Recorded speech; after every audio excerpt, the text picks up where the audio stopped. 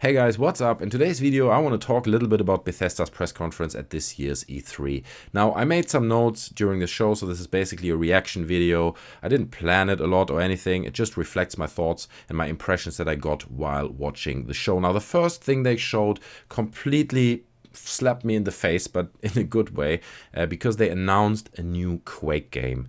It's going to be called Quake Champions. It's a multiplayer game. They showed like a cineastic trailer in which you could see loads of familiar weapons, which was great, like the lightning gun, the rocket launcher, the shotgun. So I'm really looking forward to that. And Tim Willits, who's like co-designer of Quake from id Software, said specifically it will be a competitive multiplayer only arena shooter for the PC. He also added that it will run at 120 Hz if you want to, and that there is no frame cap. He continued to say that they have a very strong competitive angle to the game. They're already planning various leagues with high prize money, so they really want to turn this into a competitive arena shooter, which is great. And it also explains why they didn't turn Doom into a very competitive arena shooter, because they had the plans obviously all along to create Quake. The only thing that concerned me slightly while watching the trailer was that it was very dark, and if you remember games like Quake 3 Arena or what is now Quake Live, there are no real dark spots, right? Because it is much more about reactions and quick competitive, the same as like Counter-Strike. There are not really that many dark spots and moody corners that you can possibly hide in. So the trailer looked quite dark, but to be honest, that says nothing about the game. It's just something I noticed. I'm sure they're going to do a great job in creating a proper competitive shooter. I mean, that's what they're good at after all. And for me, this is a massive, massive thing. Because, and this is where I'm switching over to kind of a history lesson, a lot of people don't know that still now Quake is played on a high competitive level. There is a kind of mod that is called QuakeWorld, and is basically a multiplayer add-on that works with Quake 1. And that's what I played my whole youth, right? I must have put thousands and thousands of hours into this game, and that was way before Counter-Strike even came out. Right, at that time we played that game. I'm putting some gameplay here, you're probably watching it already. That's not my gameplay, by the way, this is like some pro gameplay, but I loved that game to bits. It was so competitive, so fast paced.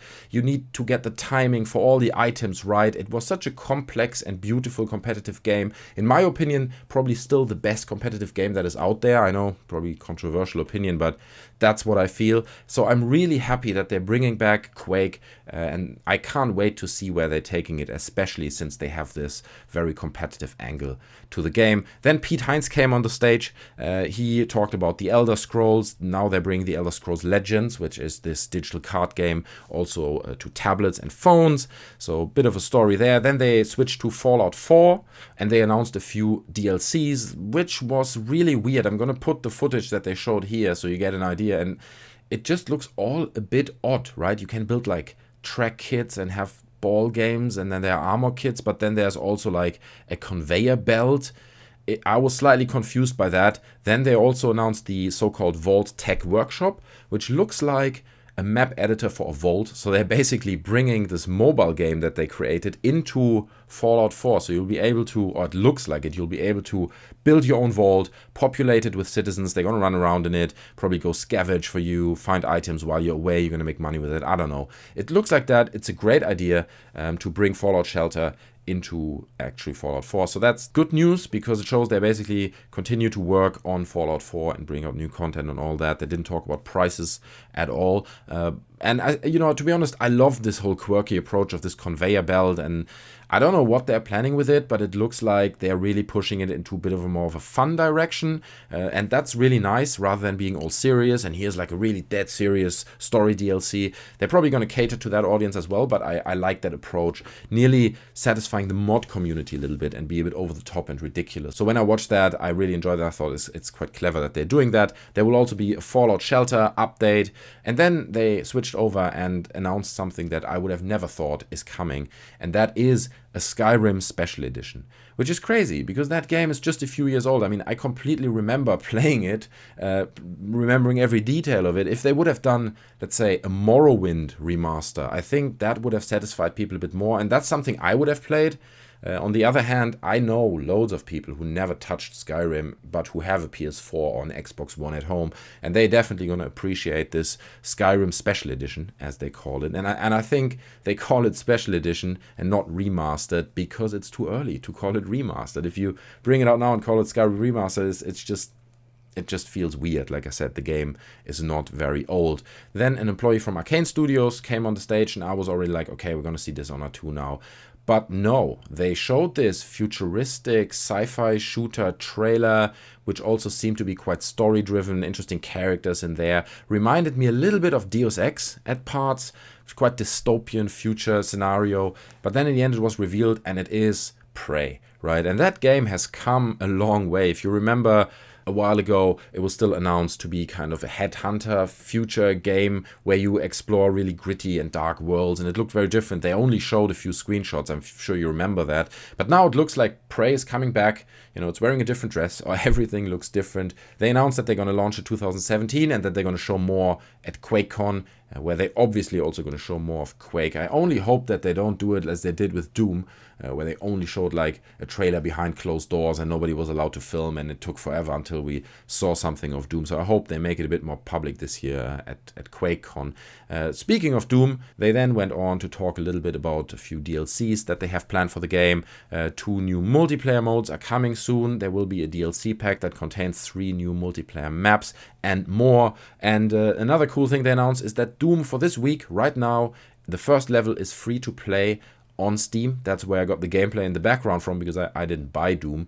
Certainly enjoyed it, but it's just a nice gesture from id Software to bring out like at least the first level, basically launch a demo of Doom for everyone to play throughout E3. Now, what I found quite interesting about this whole approach to Doom is that there is no story DLC. They didn't talk about the story or any extensions in that direction at all. It's all just focused on multiplayer. I think they want to push the multiplayer a bit more, because obviously that's where the longevity of the game comes from. People hopefully will still play it in 5 years from now if it has a good multiplayer. So I think they want to push it and get people excited about it. I'm not sure it's going to work. To be honest, I didn't play the Doom multiplayer. I'm sure it's fun, but I'm not sure that it will have the success that they maybe hope to have with Quake or something in terms of it being a multiplayer shooter. So different angle, but it looks like they want to push multiplayer on Doom. The Elder Scrolls Online was the next thing they showed, and they did a bit of a recap, talked about the console versions, and that they have over 7 million players now, which is a lot, right? That is not a small amount of players. They're also launching the game in Japan, which has nothing to do with us and is not really news in any way. But they're also bringing out the DLC, so if you're an Elder Scrolls Online fan, there will be the Dark Brotherhood DLC coming soon. Plus, they're going to amend the game so that you can explore the whole open world right after launch. So you do the tutorial and then you're let loose into the world. You can do whatever you want. I never played Elder Scrolls Online, so I didn't know that that's not the case. But, you know, it sounded like that's a big thing. So if you're playing Elder Scrolls Online, you got quite a bit of stuff coming your way. They then switched over to speak about VR. And I was quite surprised by that, because I didn't expect Bethesda to go into VR or anything. But they said they have an ambition to create the most immersive experience possible for their games. So they are bringing Doom to VR, and they're bringing Fallout 4 in 2017 to the HTC Vive. Now, I don't know if Bethesda has a partnership with the Vive, or maybe it's just a time exclusive thing where they get it, let's say, for a few months or maybe half a year, and then it's also coming to the Oculus. But I find it really interesting that they choose to go with the HTC Vive, and also how the HTC Vive positioned itself in the short period of time where it was announced, right? We know about the Oculus for so many years due to the Kickstarter campaign. The HTC Vive is relatively new, and it already is really successful. Obviously, because it's linked to Steam, it is the logical choice for developers like Bethesda to bring their games to the Vive. So I'm not saying that this decides the VR battle, if you want, and that the HTC Vive is now the biggest VR platform or the most successful one, whatever. I'm just saying it's quite interesting to hold the two against each other, Oculus and HTC Vive, and see how the Vive now seems to be the platform of choice for many developers. Quite interesting story there, and I might do a video at a later point where I collate more examples like that and just package them up a bit so we can compare this properly, Vive versus Oculus. But let's not derive from the topic too much. Let's stick with the presentation, because then they came to the big finale, which was Dishonored 2. Now, I played Dishonored 1, I finished it, I enjoyed the game, I thought it was good, it had a beautiful art style, it was fun to play, nice stealth mechanic and all. but I wouldn't say it's like under my top 20 of best games of all time or anything. So I wasn't really looking forward to this part of the presentation. I thought Dishonored 2 is going to be great and beautiful, but not much more than that. But they actually showed gameplay and they showed trailers and they just talked in quite a bit of detail about this game and what we can expect from it. And it looked really, really good. I mean, they sold it to me so well. Not only was it beautiful and they described it as having the ambition of being like a painting in motion, they also seem to have quite a nice balance between the old game and new elements to bring in. So they showed new skills, like for instance, one of those was the timeline feature, which basically allows you to exist in 2 different timelines. And that sounds really confusing, but it was really clear and they showed it beautifully. I'm going to put the trailer here again so you get an idea what I'm talking about. You're basically in a building that is derelict, and then through this fan, like a paper fan, you can see into the past or the present what happened in that space. And it looked, in the trailer at least, as if you can go into the now, do a kill, go back into the past or the present, and then just observe through your fan how, you know, the other guards discover the body. And you're basically hidden because you're in a different time zone. So features like that are just really nice, and it looked fantastic. They said it's based on a custom-built engine, which they call the Void engine, and it just really worked for the art style. It looked gorgeous, this whole Victorian style environment. It just great. They also added like roofs and all that, which hopefully will introduce a bit more vertical gameplay, more options to solve the missions, and they announced that the game will come out at November 11th in this year. Now that's good news. I can't wait to play this game, and I just really hope that it is going to look as fantastic as it did in these trailers. And that concluded their show, and it basically also concludes my video. It was a really nice presentation. We didn't see anything from Battlecry Studios, which was a bit weird. I just noticed that, not that I was waiting for it, but I thought they're going to show something.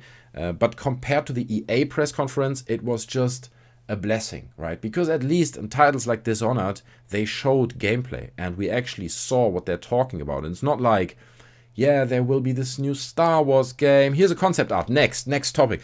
You know, anyway, I made a video about the EA press conference. You can watch that if you want to see me break down all the negative thoughts that I had on that presentation. Anyway, guys, these are my thoughts. I'm sure you have your own. If you want to share them, that would be great. I'd be interested in hearing them. Leave them down in the comment section below. Please leave the video a like. Subscribe to the channel if you not have yet done that. Follow me on the Twitters. The link is in the description as well. Share the video. Do all the good stuff. Otherwise, guys, I see you guys next time, and I'm out. Bye.